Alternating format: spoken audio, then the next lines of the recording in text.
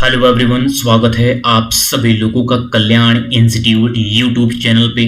और आज हम इस वीडियो के अंतर्गत सैंपल के संदर्भ में बात करने वाले हैं, यानी कि नमूना के संदर्भ में, जिसमें कि हम ये जानेंगे कि सैंपल होता क्या है, किस तरह से क्यों कलेक्ट किया जाता है, कि क्या सैंपल का वास्तव में क्या औचित्य होता है। तो इस तरह से आज की इस वीडियो के अंतर्गत हम सैंपल के सभी एस्पेक्ट्स को हम कवर करेंगे और उसके बाद हम ये समझेंगे कि सैंपलिंग को कलेक्ट करने की कौन कौन से मेथड होते हैं। उन सभी मेथड्स को भी एक एक करके समझेंगे। इसके सामान्य तो दो मेथड होते हैं, जिसमें कि पहला मेथड है प्रोबेबिलिटी सैंपलिंग। प्रोबेबिलिटी सैंपलिंग होता क्या है ये भी समझेंगे। और जो ये प्रोबेबिलिटी सैंपलिंग है, इसके चार मेथड है। इन सभी चार मेथड्स को भी हम यहाँ पे एक एक करके विस्तार पूर्वक समझेंगे। और जो दूसरा टाइप है वो है non probability sampling. Non probability sampling को भी ये जानेंगे कि वास्तव में ये होता क्या है। और जो ये नॉन प्रोबेबिलिटी सैंपलिंग है, इसके 5 टाइप्स है। उन पांचों टाइप्स को भी हम आगे इस वीडियो के अंतर्गत विस्तार पूर्वक समझेंगे, एक एक करके समझने का प्रयास करेंगे।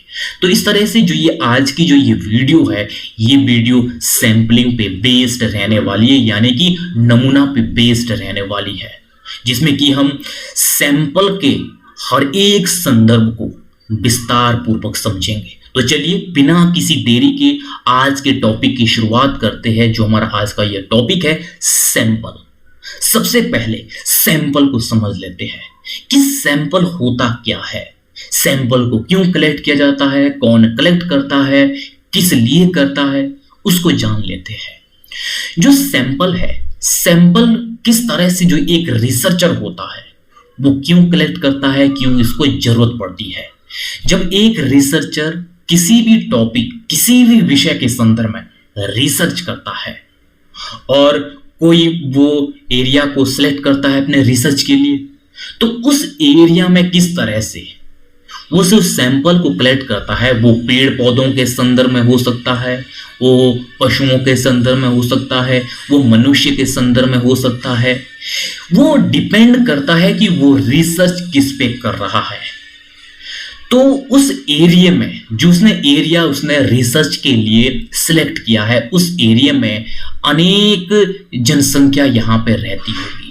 वो चाहे पशु पक्षी, वो चाहे पेड़ पौधे, चाहे मनुष्य के संदर्भ में वो जनसंख्या हो सकती है।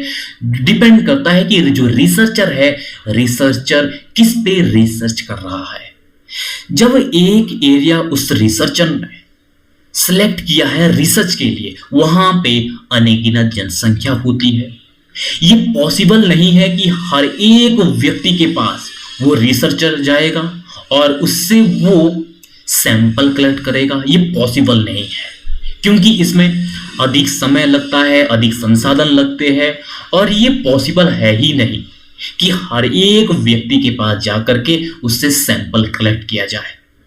तो यहां पे क्या किया जाता है सैंपलिंग के अंतर्गत, इसमें यह किया जाता है कि जो ये संपूर्ण जनसंख्या है, या तो संपूर्ण जनसंख्या को जो रिसर्चर है अपने अकॉर्डिंग, अपने रिसर्च के अकॉर्डिंग, जो इसकी रिसर्च की जो डिमांड होती है उसके अकॉर्डिंग, उस एरिया को कई वर्गों में वो विभाजित करता है। तो वहां से संपूर्ण जनसंख्या का प्रतिनिधित्व के तौर पे वो किसी किसी को वो चिन्हित करता है, उनसे वो सैंपल लेता है, जो संपूर्ण जनसंख्या का एक तरह से प्रतिनिधित्व करता है। माना यहां पे 100 लोग रहते होंगे। अब 100 लोगों को किस तरह से वो सैंपल के लिए उस एरिया में लोगों की रहने वाली संख्या को डिजाइन करेगा या वर्गीकृत करेगा।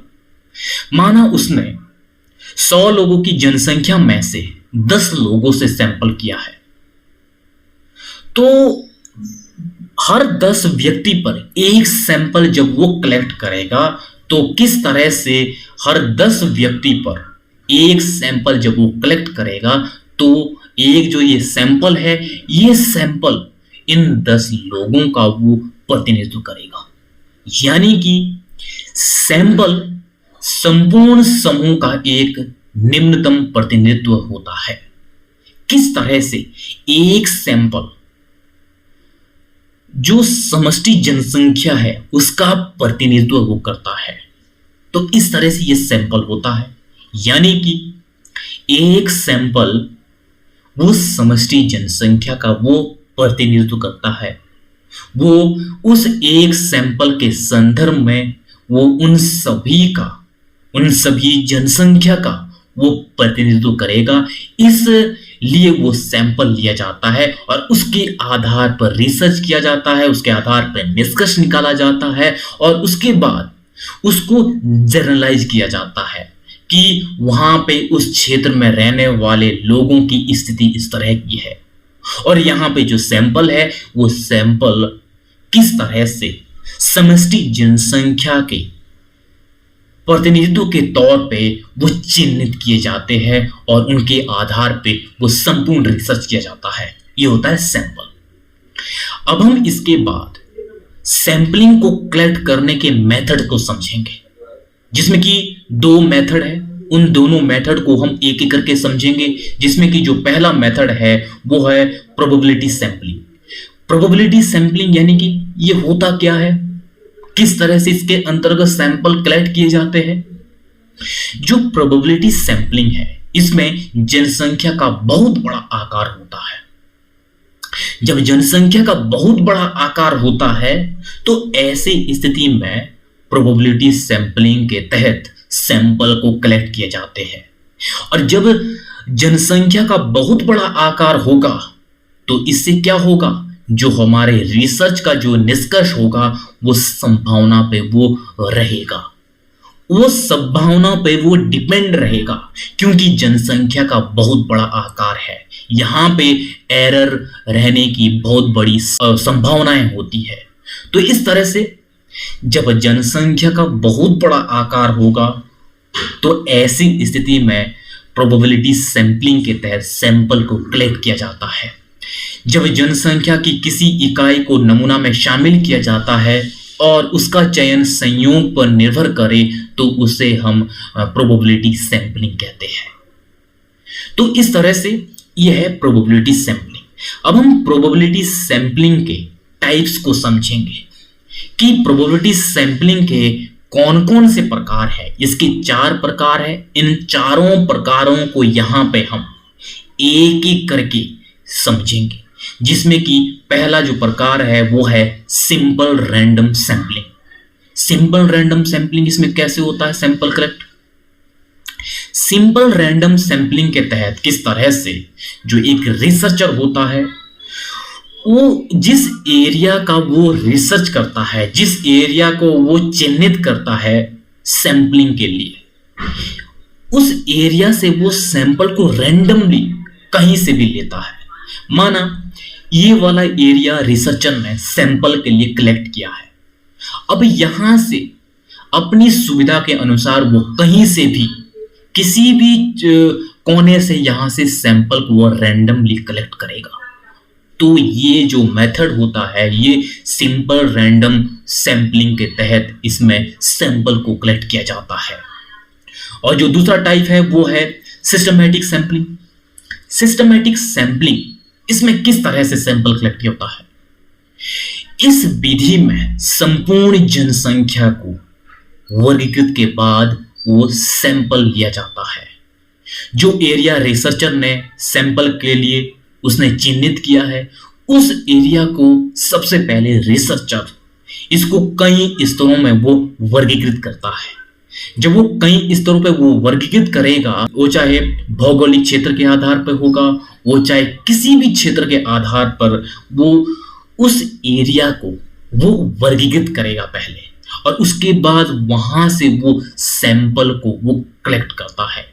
तो ये सिस्टमैटिक सैंपलिंग के अंतर्गत आता है। अगला जो थर्ड टाइप है वो है स्ट्रैटिफाइड सैंपलिंग। स्ट्रैटिफाइड सैंपलिंग में इस विधि के अंतर्गत जो समष्टि जनसंख्या होती है, समष्टि जनसंख्या को पहले कई स्तरों पे वर्गीकृत किया जाता है और उसके बाद यहां से नमूना लिया जाता है।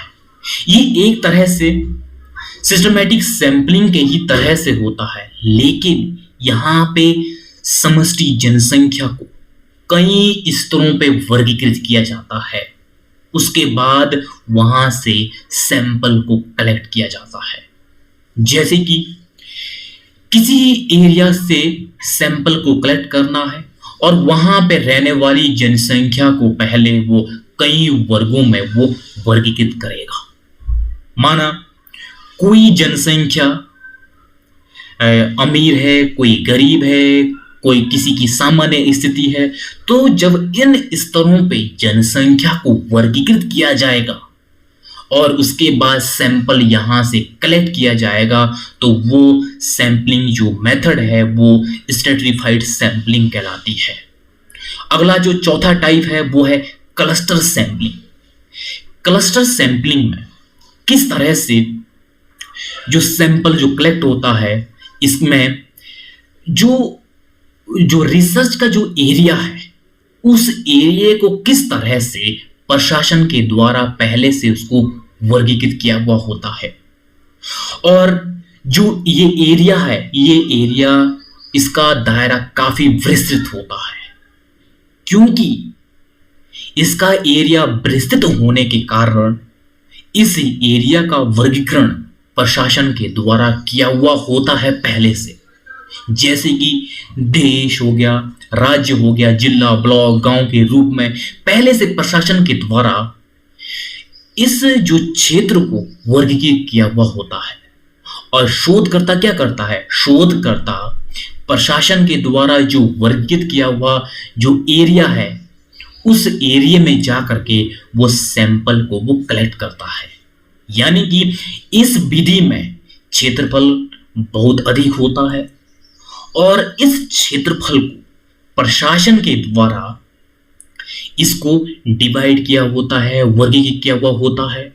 जैसे कि देश होता है और देश को राज्यों में वर्गीकृत किया हुआ है और राज्यों को जिलों में और जिलों को ब्लॉक में और ब्लॉक को गांवों के रूप में वर्गीकृत किया हुआ होता है। अब जो रिसर्चर है, रिसर्चर प्रशासन के द्वारा वर्गीकृत जो क्षेत्र है उस क्षेत्र में जा करके वो सैंपल को कलेक्ट करता है। यही ही जो मेथड है वो क्लस्टर मेथड कहलाता है, क्लस्टर सैंपलिंग कहलाती है। तो इस तरह से प्रोबेबिलिटी सैंपलिंग के ये 4 टाइप्स है। इन चारों टाइप को हमने एक एक करके विस्तार पूर्वक समझा है। अब हम दूसरे मेथड को समझ लेते हैं जो है non probability sampling. Non probability sampling ये होता क्या है? इसमें क्या होता है? नॉन प्रोबेबिलिटी सैंपलिंग में इसमें जनसंख्या का आकार छोटा होता है और जो प्रोबेबिलिटी सैंपलिंग में जनसंख्या का आकार बहुत बड़ा होता है। जब जनसंख्या का आकार यहां पे छोटा होता है नॉन प्रोबेबिलिटी सैंपलिंग में, तो यहां से क्या स्पष्ट होता है? यहां पे जो रिसर्च है वो विशेष समूहों का किया जाता है, पर्टिकुलर समूह का रिसर्च किया जाता है, इसीलिए जनसंख्या का आकार यहां पे छोटा होता है। इस विधि में शोधकर्ता अपने विवेक से इकाइयों का चयन करता है और नमूना को पर्याप्त बनाने के लिए यहाँ पे कुछ नियमों का उपयोग करता है। जो रिसर्चर है, रिसर्चर नॉन प्रोबेबिलिटी सैंपलिंग में कुछ नियमों को वो उपयोग में लाता है और इन नियमों के तहत वो सैंपल को कलेक्ट करता है और यहाँ पे जनसंख्या का आकार छोटा होता है और विशेष समूह का यहाँ पे सैंपल लिया जाता है। तो इस तरह से ये होता है नॉन प्रोबेबिलिटी सैंपलिंग। अब हम इसके बाद नॉन प्रोबेबिलिटी सैंपलिंग के प्रकार को समझेंगे, जिसमें कि सबसे पहले है कन्वीनियंस सैंपलिंग। कन्वीनियंस सैंपलिंग ये क्या होता है? इसको कहते हैं सुविधा का नमूना। जो ये सुविधा का नमूना है, ये अपनी सुविधा के अनुसार जनसंख्या का वह भाग नमूने के लिए चयनित किया जाता है जिससे जानकारी लेना सबसे सरल हो। जो कन्वीनियंस सैंपलिंग है, इसमें होता क्या है? रिसर्चर अपनी सुविधा के अनुसार जनसंख्या का वह भाग वो सैंपल के लिए सिलेक्ट करता है जो उसके लिए सबसे सरल हो, सबसे सुविधाजनक हो, जहां से उसे जानकारी लेना सबसे सरल हो। तो इसीलिए इसे कन्वीनियंस सैंपलिंग कहते हैं। जो ये सुविधा का नमूना है यानी कि कन्वीनियंस सैंपलिंग है, ये विधि पक्षपात की दृष्टि से ये त्रुटिपूर्ण होती है, क्योंकि यहां पे जो रिसर्चर है वो रिसर्चर अपनी सुविधा के अनुसार, अपनी सहूलियत के अनुसार वो सैंपल के लिए उस क्षेत्र का चयन करता है जो उसके लिए सबसे सरल हो, जो उसके लिए सबसे सुविधाजनक हो। इसीलिए ये पक्षपात की दृष्टि से ये त्रुटिपूर्ण होता है।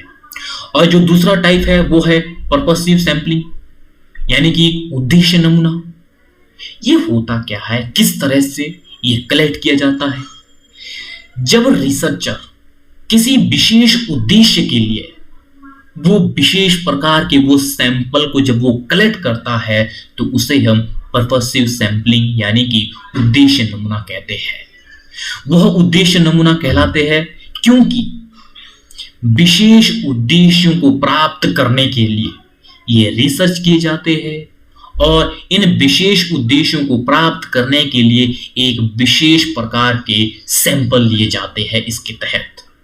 और जैसे कि कोई कंपनी उसके द्वारा जो प्रोडक्ट होते हैं, उसके उत्पाद होते हैं, वो कंपनी अपने उत्पाद की जब वो टेस्टिंग करती है, ये टेस्टिंग भी किस तरह से पर्पसिव सैंपलिंग के अंतर्गत आती है, क्योंकि विशेष उद्देश्यों को प्राप्त करने के लिए विशेष प्रकार के यहाँ पे सैंपल लिए जाते हैं। जैसे कि एक जो कंपनी है अपने उत्पाद की वो टेस्टिंग करवाती है, तो इस तरह से जो पर्पसिव सैंपलिंग है इसमें विशेष उद्देश्य के लिए एक विशेष प्रकार के यहाँ पे नमूने यानी कि सैंपल लिए जाते हैं।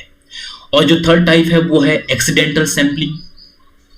एक्सीडेंटल सैंपलिंग में किस तरह से इसमें जो एक रिसर्चर है, रिसर्चर इस विधि के तहत, एक्सीडेंटल सैंपलिंग के तहत जितने सैंपल की उसे आवश्यकता होती है रिसर्च के दौरान, उन सैंपल को वो किसी भी बाजार, किसी भी मॉल के पास वो जा करके वहां से वो सैंपल को कलेक्ट करता है।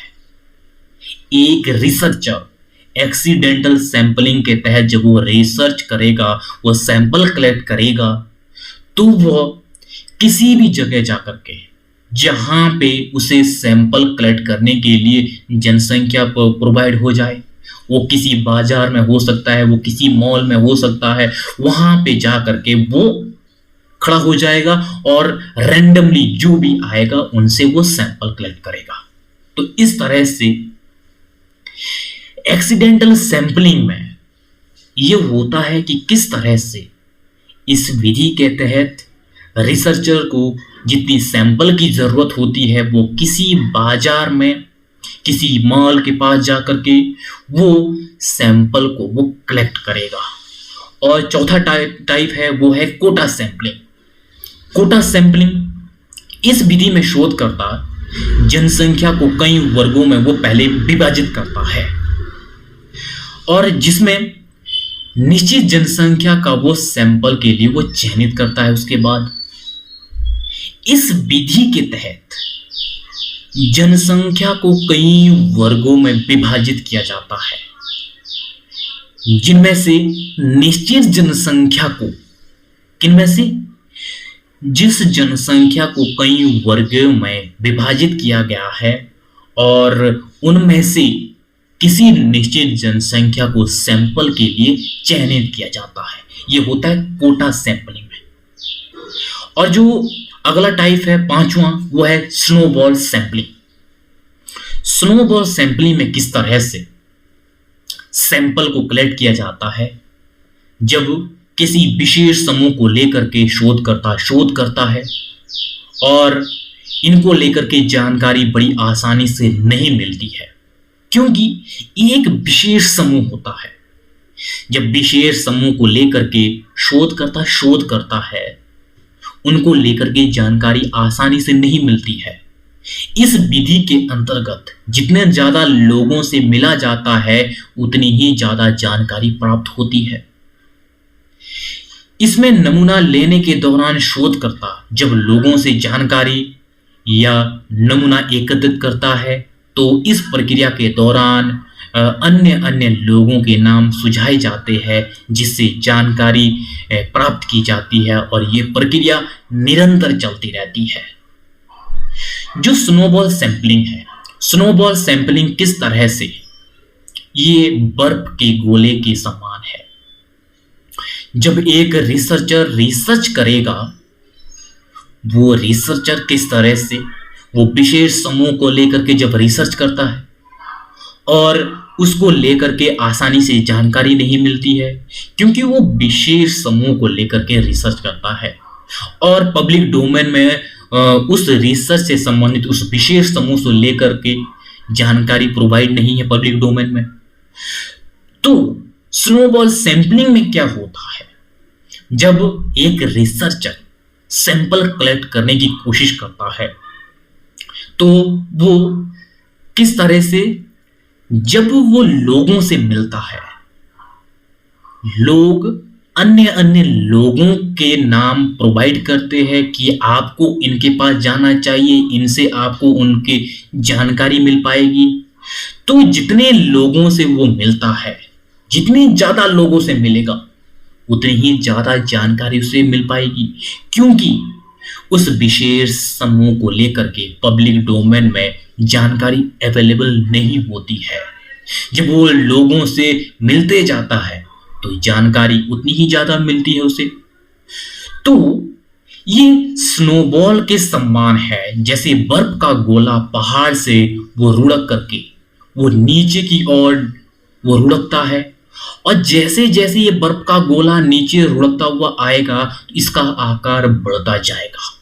इस गोले में जो बर्फ है वो चिपकती जाएगी। तो ये किसके समान है, ये जानकारी के समान है।